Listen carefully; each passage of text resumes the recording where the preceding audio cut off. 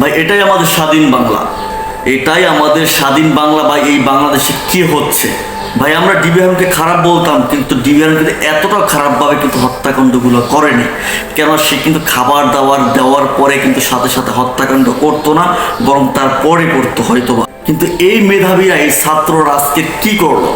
আমি বলছি বরগুনা জেলার পাথরঘাটা সদর উপজেলার কাঁঠালতলী ইউনিয়নের সাবেক ছাত্রলীগ নেতা তোফাজ্জল ভাইয়ের কথা, যেটি আপনারা ইতিমধ্যে সোশ্যাল মিডিয়ায় কিন্তু ঝড় বয়ে যাচ্ছে হত্যাকাণ্ডটি নিয়ে। কেননা এই ছেলেটি কিন্তু একজন মানসিকভাবে ভারসাম্যহীন ছিল। ভাইয়ের অপরাধটা কি ছিল? একজন ছাত্রলীগ নেতা, সেই জন্য ভাই যে দলই করি না কেন, আওয়ামী লীগ, বিএনপি, জামায়াত, যে দলটাই করি না কেন ভাই, পরিশেষে আমরা কিন্তু একজন মানুষ। তো মানুষ হিসেবে কিন্তু আমরা একজন মানুষকে এরকম হত্যাকাণ্ড করতে পারি না। আর যদি হত্যাকাণ্ডটা করে ফেলেন, তাহলে এত সুন্দর আপ্যায়ন করে কেন ওকে খাবারটা দিয়েছিলাম ভাই সামনে? আজকে এই খাবারটার জন্য কিন্তু আজকে দেখে প্রত্যেকটা মানুষের মধ্যে কিন্তু ঝড় বয়ে যাচ্ছে যে একটা মানুষ হিসাবে কেমনে সামনে খাবার দিয়ে খাবারের পরপরই একে হত্যাকাণ্ড করে ফেলে, একে খাবার সামনে দিয়ে খাবারের পরপরই কেমনে একে হত্যা করে।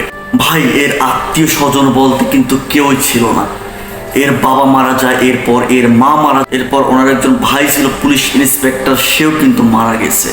ভাইয়ের লাশটা যে মর্গে পড়ে আছে, লাশটা নেওয়ার মতো কিন্তু এর একজন আত্মীয় স্বজন ভাই নাই। ভাই এ বাড়ি থেকে ঢাকায় আসার সিদ্ধান্তটা হয়তো বা তার শেষ সিদ্ধান্ত ছিল এবং ভুল সিদ্ধান্ত ছিল। ভাই কিন্তু চোর ছিল না, একজন ভারসাম্যহীন মানুষ ছিল। কারণ ইনি কখন কি করে এটা কিন্তু সে বলতে পারতো না। ভাই জানে না কি জন্য আপনারা মেরেছেন, হয়তো একজন বলেছে 35,000 টাকার একটা মোবাইলের জন্য ভাই মেরেছেন। ভাই একটা মোবাইলের জন্য একটা জীবন নিয়ে নেবেন আপনারা?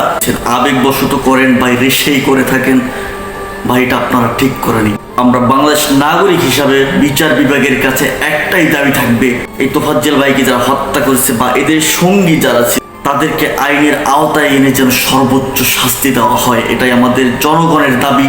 এবং স্বাধীন বাংলাদেশের নতুন বিচার বিভাগ এই সুষ্ঠু বিচারটি করবেন ইনশাল্লাহ।